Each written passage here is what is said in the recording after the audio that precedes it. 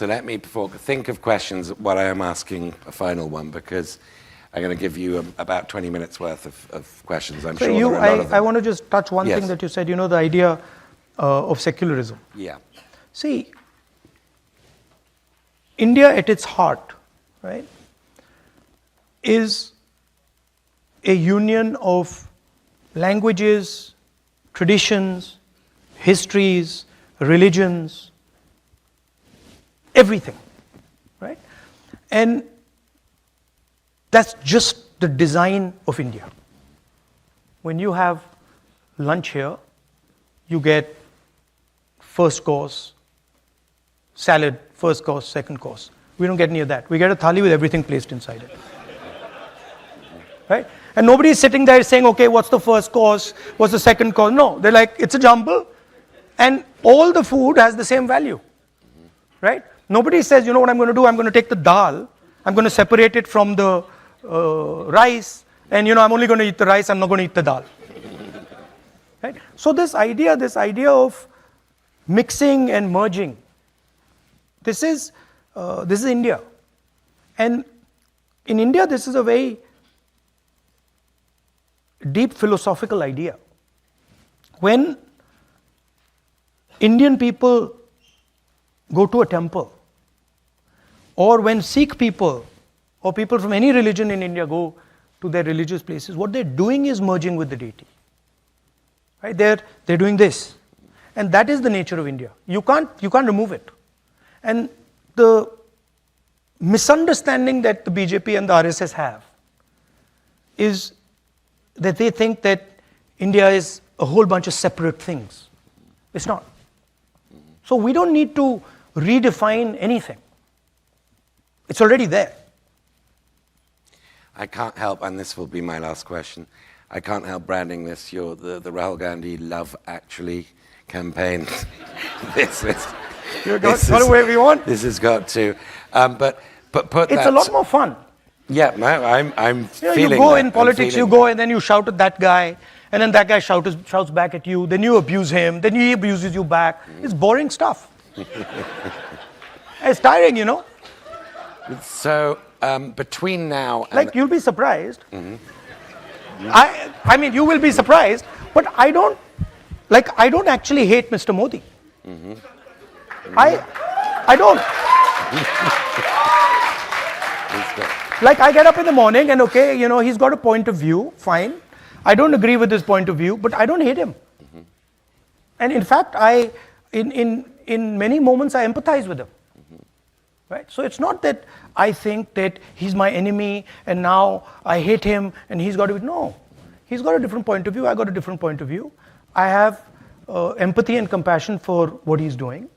And I think that's a much better place to be. Instead of this thing that,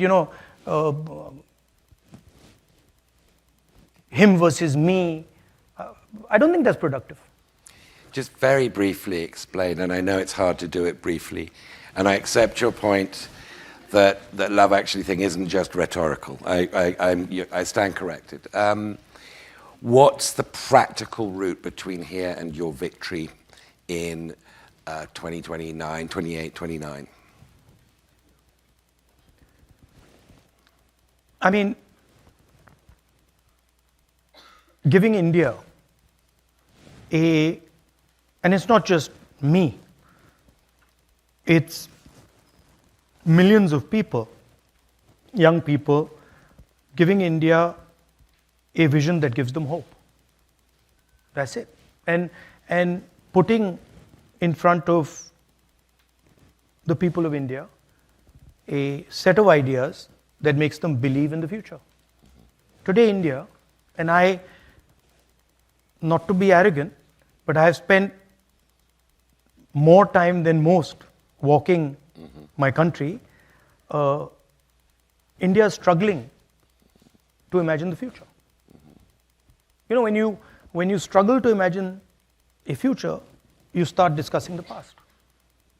Right? So what is Hindutva's or Mr. Modi's or RSS's proposal?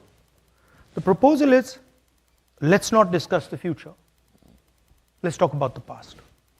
And that very dangerous for a country like India, the scale of India, and it's also boring. It's boring. Okay, I don't know whether there are mics. Okay, first of all, the young lady, and then they'll go up there. There's a young lady here. Do we have microphones, or are people... Oh, sorry, you have to... Oh, all right, don't stay in place. You have to queue up. So I didn't realize the system. Oh my God. Yeah. You have to queue up for this. Yeah, so we need them to be efficient questions. So, oh my goodness. This is a movement. Because of the volume of questions, please keep them as short and direct as you can. Yes, please. I wanted to ask you to elaborate on your definition of secularism. Is it the absence of religion in the state, or the civil equality of religion within the state? And I specifically wanted you to apply this definition to the Uniform Civil Code, because that is a very important topic in India today. And how would, if Congress did achieve a majority in the parliament, how would Congress go about reforming and creating their own Uniform Civil Code if they do want one? Look, thank you. The basic idea is respecting people's perspectives, okay?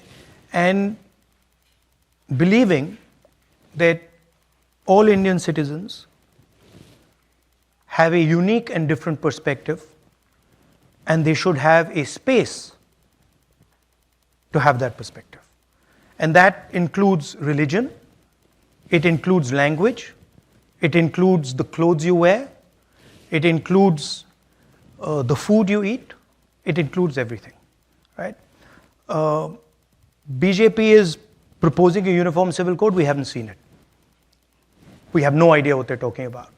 So for us to comment on it doesn't make sense. When they pull it out, then we'll have a look and we'll comment on it. But when you talk about, may I ask a follow-up? But I think not. Okay, I'm sorry. I mean, because I'm sure there'll be variations. You can ask me the follow-up afterwards.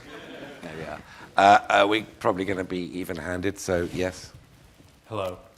Mr. Gandhi, you lead the Indy Alliance, which is seen by many as an alternative to the BJP-led NDA government. Looking at the 2024 Lok Sabha elections, your party was not able to agree on seat-sharing policies with your alliance partner, which was Mamata Banerjee's TMC. You also have alliance partners like the Hindutva-based Shiv Sena UBT. My question is, if elected, how will you effectively run a government with such a divided coalition that cannot seem to agree on anything except for the removal of Prime Minister Modi? No, actually we agree on a lot. We agree that the Constitution of India should be defended. Most of us agree on the idea of the caste census. We agree that two business people, namely Mr. Adani and Mr. Ambani, shouldn't run every single business in India. So for you to say that we don't agree, I think is inaccurate. Second thing is that all coalitions are negotiations, right? So a certain amount of to and fro will always take place. That is perfectly natural. There's nothing wrong with it. And we have run governments again and again which have been successful using coalitions. So we're pretty confident that we can do it again. Thank you. And actually, I think if we get it right,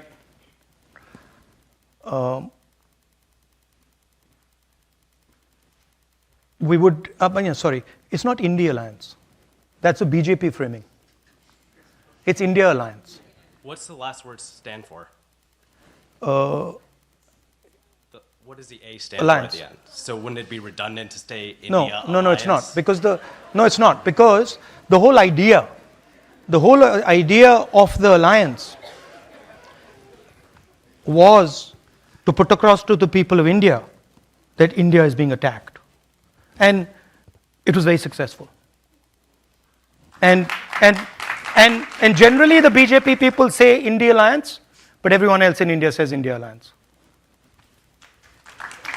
Thank you. Have a great day. Thank you. Yes, please. Hello, Mr. Gandhi. Welcome to the Hilltop over here. My name is Nikash Harpanhalli. I am from Dallas, Texas, and I'm gay and Indian American. Last October, the Indian Supreme Court refused to legalize same-sex marriage. So my question for you, as well as Congress, as well as the India Alliance, is what is the future for Congress's policy towards gender and sexual minorities on the subject of love? What might that future look like in the next 4 years as BJP government continues? And on that same subject, what is the role of Congress and other interlocutors in promoting a freer, fair, and more loving India? I think I can't really comment on a Supreme Court judgment. But what I said earlier, from our perspective,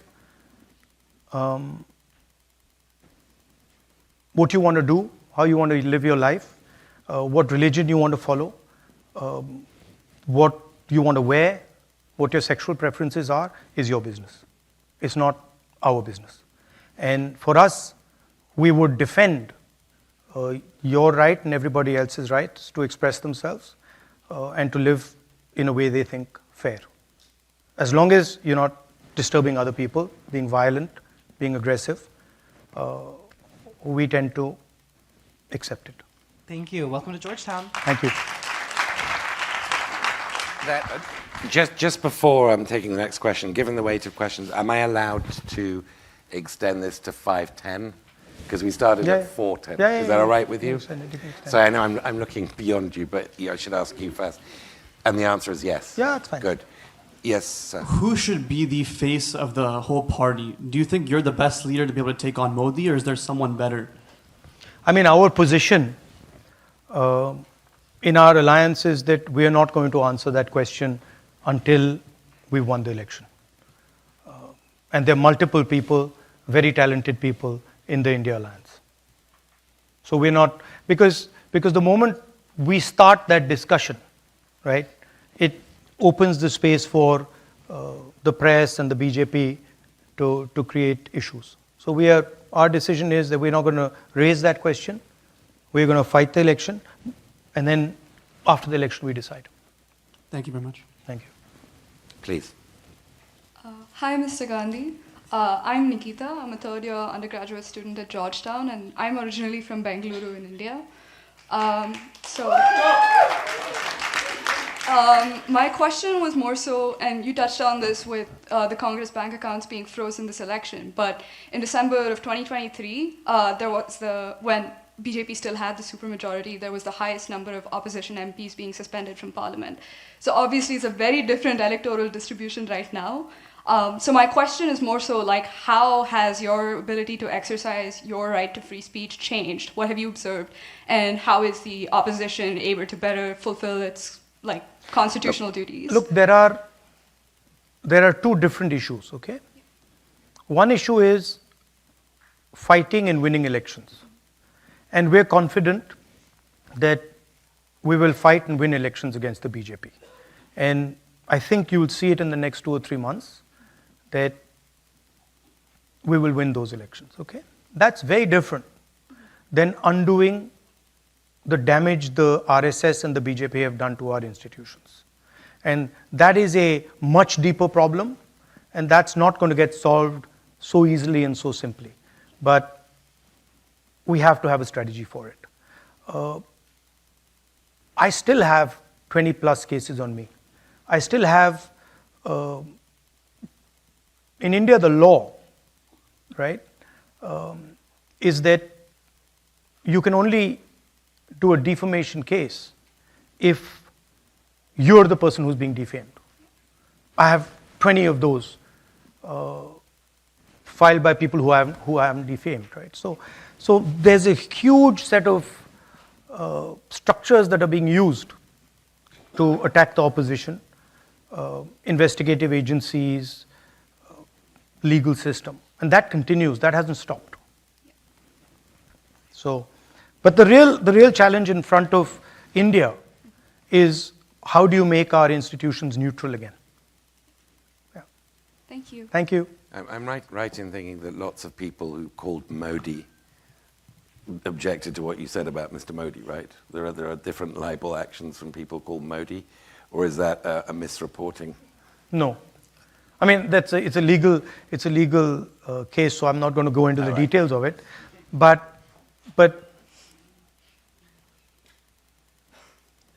yeah, I won't go into the details of it because it'll get me into trouble. Stay ahead with our cutting-edge news app. Instantly access the latest shorts in just 1 minute and breaking news in just 50 words. Download now for a smarter, faster news experience.